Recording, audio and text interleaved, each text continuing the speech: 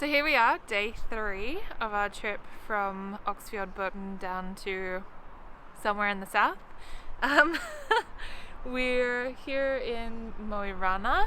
I'm sure I'm saying that wrong. And it looks like a much nicer day for driving than it was yesterday. Blue skies, beautiful. Alright, so let's go.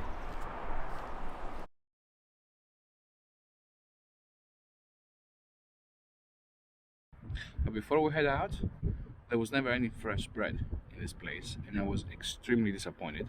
So I whinged my way into forcing Nancy to actually take me to a bakery where I can get fresh bread, because I want my fresh bread.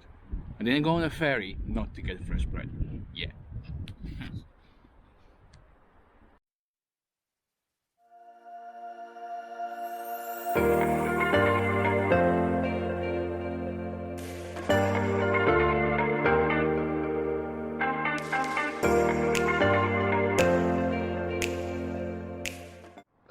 Got my fresh bread.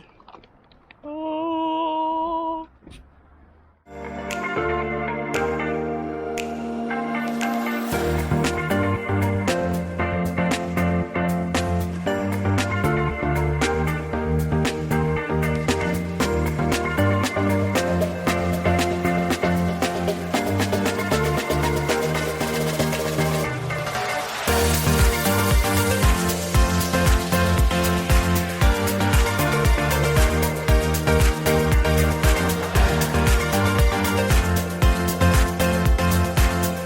Right, so it's really cold right now, but I need to cover this. Ever since we came to Norway, I've been fascinated by these frozen lakes. I mean, they're lakes, but they're frozen, right? Don't ask me why. Maybe because I'm from the south and such a thing doesn't really happen. And whenever we see a lake like this, I would actually have to pull over and take some photo or video or whatever.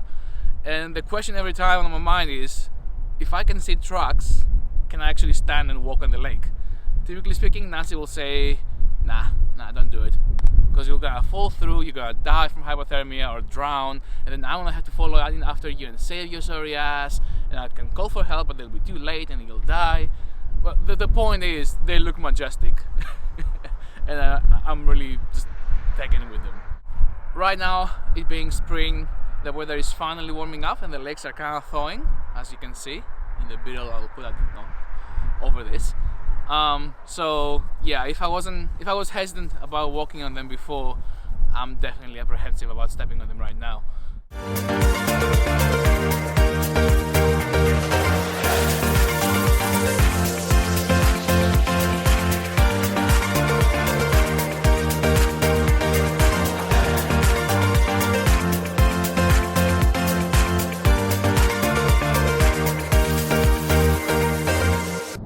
Just talking about frozen lakes, I thought I'd share a story.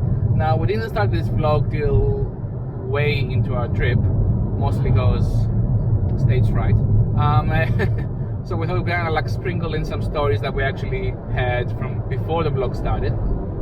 Now, when we were driving up towards northern Norway, we passed through Sweden before the pandemic became as full-blown as it is right now, and went to Abisko, one of the best areas like in the whole of Scandinavia to actually watch the northern lights. And in Abisko there is a lake called yeah, that weird name, that tends to freeze entirely every winter.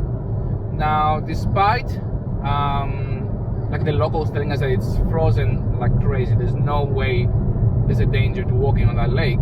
There were snowmobiles that would go on it, cars that would go on it. I was still a little apprehensive. We actually both were.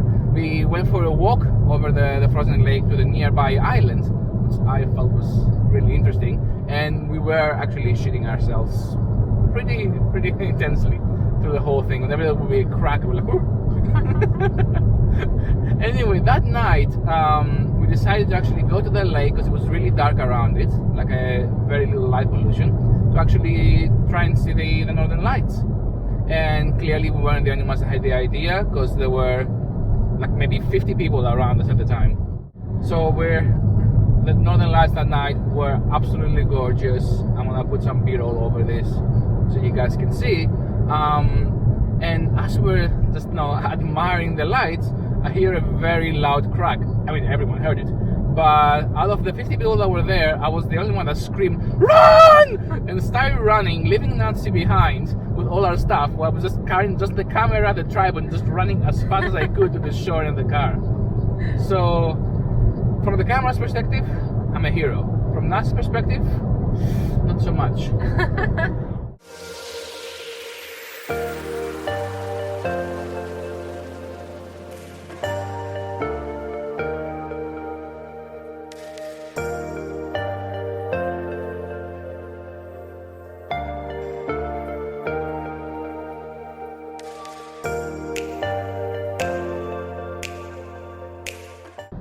So it's pretty much in the name of the game, and it's worse now that coronavirus is a thing, but our accommodation for tonight was just cancelled as we were on our way there.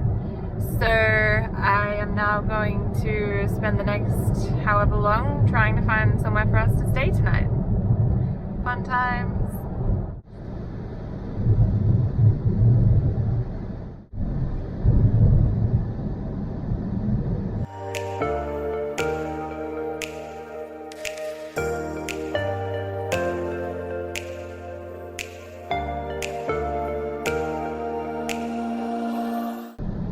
So we just passed the Aurora Arch, as we call it, but I'm sure it has an actual name to it. And this arch signifies the beginning or end of the Arctic Circle. It's between Mosjoen and Trondheim, and as you can see, it actually has this aurora-like shape. I don't know if in general this signifies up to what point you can or cannot see the aurora, but geographically speaking, it seems about right.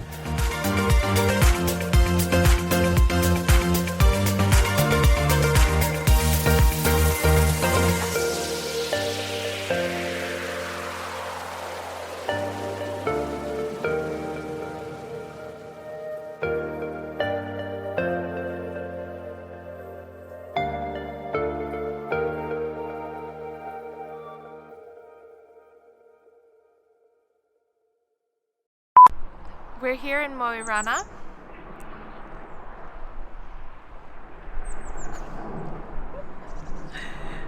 Harder than it looks, isn't it? Before we head out, I'm sure I'm saying that wrong. And some stories about a show we made about a bunch of dogs and nurses and a journal. I sent you some stories.